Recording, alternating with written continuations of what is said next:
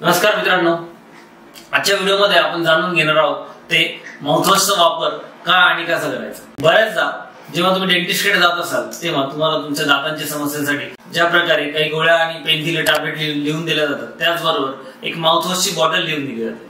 आणि बऱ्याचदा डेंटिस्ट म्हणून आम्ही असं बघतो की जेव्हा पेशंटला काही गोळ्या आणि माउथवॉशची बॉटल लिहून दिली जाते तेव्हा दुखण्यासाठी गोळ्या घेण्याची पेशंटची तयारी असते, पण ती माउथवॉशची बॉटल बरेच जण घेणं टाळतात किंवा त्यांना असं वाटतं की या बॉटलने काय फरक पडणार आहे, हे नाही घेतलं तरी चालू शकतं। आणि अशा प्रकारे 20-30% पेशंट्स या माउथवॉशच्या बॉटल घेणं किंवा माउथवॉशचा वापर करणं टाळतात। पण मित्रांनो, लक्षात ठेवा, जेव्हा तुमचे डेंटिस्ट तुम्हाला हे माउथवॉशचा वापर करण्याचा सल्ला देतात तेव्हा नक्कीच त्यामागे काहीतरी कारण असतं। जेव्हा जेव्हा तुमच्या तोंडामध्ये दातामध्ये काही इन्फेक्शन असेल किंवा काही संसर्ग झालेला असेल, अशा वेळी या माउथवॉशचा वापर केल्याने तुमच्या तोंडामध्ये इन्फेक्शन हे 30 ते 40% कमी होण्याचं मेन रोल हा त्या माउथवॉशचा असतो आणि म्हणून माउथवॉशचा वापर करणं गरजेचं आहे। मग हा माउथवॉशचा वापर कसा करायचा, तर माउथवॉशची जी बॉटल असते, बऱ्याचदा 70 ते 80% माउथवॉशच्या बॉटलला वर एक कॅप दिलेली असते जी 10 ml चं त्यावर मार्किंग असतं, 5 ml आणि 10 ml असतं आणि त्याला तुम्ही बॉटल पुश केली की त्यामध्ये तेवढं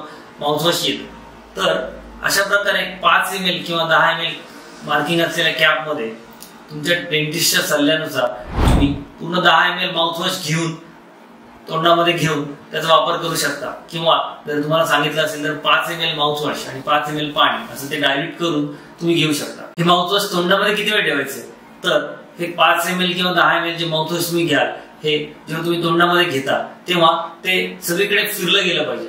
तुमच्या सर्व दातांमध्ये, सर्व दातांच्या बाजूने, गालावर, गालाच्या आतल्या बाजूने सगळीकडे ते माउथवॉश तुम्हाला असं फिरवून 1 ते 2 मिनिट ठेवून मग ते रिन्स करायचं किंवा थुंकून टाकायचं। कधी कधी पेशंटला असा प्रश्न पडतो की मग हे माउथवॉश तोंडामध्ये गेलं किंवा गिळल्या गेलं तर काय होईल, तर गिळल्या गेल्याने त्याचं काही नुकसान होणार नाहीये, पण त्याचा फायदाही होणार नाहीये। म्हणून हे तोंडामध्ये फिरवून तुम्हाला थुंकून टाकायचं, कारण याचा मेन उद्देश असा आहे की तुमच्या दातांच्या सर्व भागांवर किंवा तुमच्या तोंडाच्या आतल्या सर्व भागावर, गालाच्या आतल्या बाजूने असेल, टाळूवर असेल, ओठाच्या आतल्या बाजूने असेल, या सर्व भागावर ते माउथवॉश फिरलं तर तुमच्या तोंडामध्ये जे काही संसर्ग असेल, जे काही बॅक्टेरिया असतील ते कमी करण्याचं काम आणि ते निर्जंतुक करण्याचं काम हे माउथवॉश करतं। म्हणून ते सगळ्या भागांवर फिरलं पाहिजे आणि मग ते तुम्ही थुंकून टाकलं तरी त्याचं काम झालेलं असतं। बऱ्याच वेळा पेशंटला प्रश्न पडतो की माउथवॉश नक्की वापरायचं कधी। शक्यतो या माउथवॉशचा वापर जेव्हा तुम्ही काही खाता, म्हणजे तुम्ही ब्रेकफास्ट केला, लंच केलं किंवा डिनर केलं, तर त्यानंतर करायचं आहे, जेणेकरून तुम्ही खाल्ल्यानंतर जे काही तुमच्या अन्नाचे बारीक बारीक कण कुठे जमा झालेले असतील, साचलेले असतील, ते सुद्धा या माउथवॉशने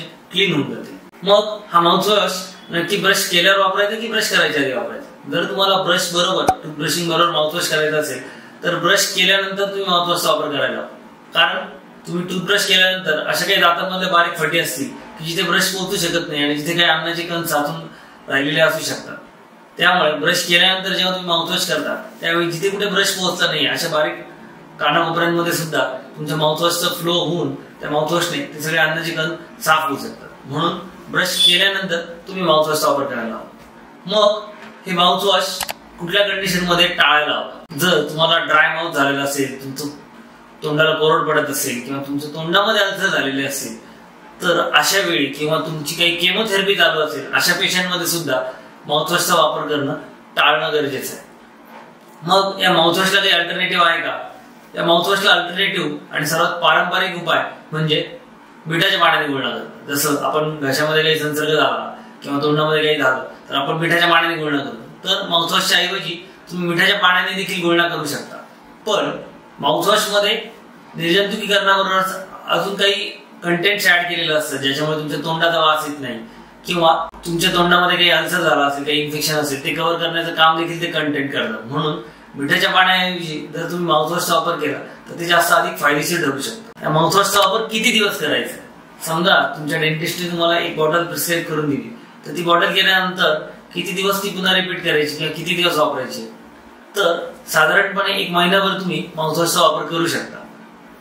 मग काही काही पेशंट असे प्रश्न विचारतात की रोज माउथवॉशचा वापर केला तर याचा काही तोटा होईल का? माउथवॉशचा वापर तुम्ही रोज केला तर काही तोटा होणार नाही, पण त्यासाठी तुम्ही जे माउथवॉश वापरता त्या बॉटलवर तुम्हाला काही इन्स्ट्रक्शन दिलेले असतात, त्या वाचणं गरजेचं असतं। कारण काही कंपन्यांच्या माउथवॉश मध्ये असे काही कंटेंट असतात की जे जर तुम्ही रोज वापरण्यात आलं तर साधारण 4-5 महिन्यानंतर त्या माउथवॉशच्या काही कंटेंट्स मध्ये देखील तुमच्या दातावर डाग पडू शकतात किंवा परमनंट स्टेन्स येऊ शकतात। असे माउथवॉश रोज वापरणं हे टाळलं पाहिजे. पण असे काही माउथवॉश आहेत की जे डायल्युटेड असतात, ज्याच्यामध्ये पाणी टाकण्याची सुद्धा गरज नसते. आणि असे माउथवॉश तुम्ही रेग्युलरली रोज जरी वापरलं तरी चालू शकतं. फक्त त्यासाठी आपल्या बॉटलचं माउथवॉश वापरणारा त्याच्यावर जे काही इन्स्ट्रक्शन दिले ते वाचणं गरजेचं आहे. मित्रांनो, अशा प्रकारे माउथवॉशचा योग्य आणि प्रमाणित वापर करून तुम्ही तुमच्या दातांचं आणि तोंडाचं आरोग्य अधिक चांगल्या प्रकारे मेंटेन करू शकता.